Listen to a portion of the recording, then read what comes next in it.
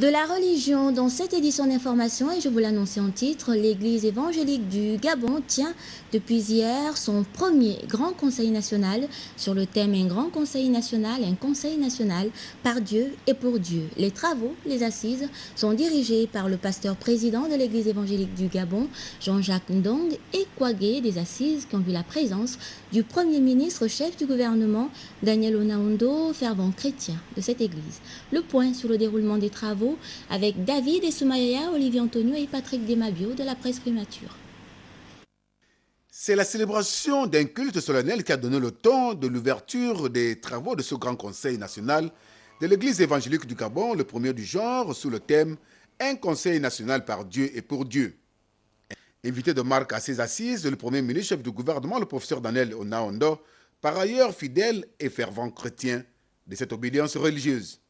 Dans sa prédication, le révérend pasteur Basile Nguemalogo a mis l'accent sur le renforcement des valeurs humaines au profit du Christ. Nous te supplions donc de nous éclairer, d'être notre sagesse et notre force, et de répandre en abondance ta sainte onction, celle de ton esprit sur ce conseil national et sur cette session et sur chaque membre, afin que nous puissions travailler partout et pour toi. Préside toi-même les travaux de cette réunion et ceux d'autres conseils de l'Église qui sont appelés à la conduite de ton propos.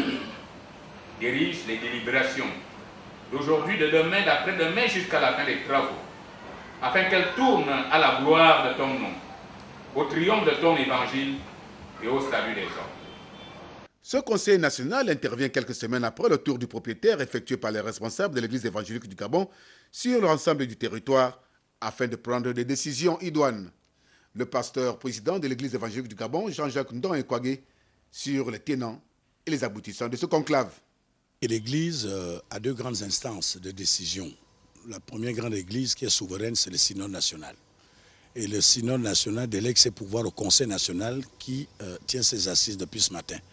Et les grandes articulations de ce Conseil national, c'est d'abord l'appropriation des projets. Parce que nous avons des projets que nous voulons exploiter pendant ces 4 ans.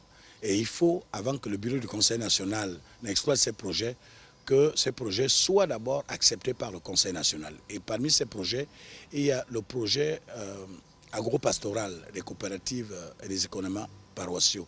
C'est un projet qui rentre dans le cadre de la lutte contre la pauvreté et la précarité. Le Conseil vient d'adopter ce projet. L'autre grand temps fort, c'est le programme missionnaire quadriennal qui va être prononcé par le pasteur président de l'Église pendant 4 ans. Quel est le projet missionnaire? Nous attendons que le Conseil l'approuve également. Il y a aussi l'autre aspect, c'est le placement des ouvriers. Nous allons procéder à ce Conseil à l'affectation des ouvriers de l'Église évangélique du Gabon. Voilà donc, si vous voulez, les 3 grandes articulations qui vont mouler ce Conseil national.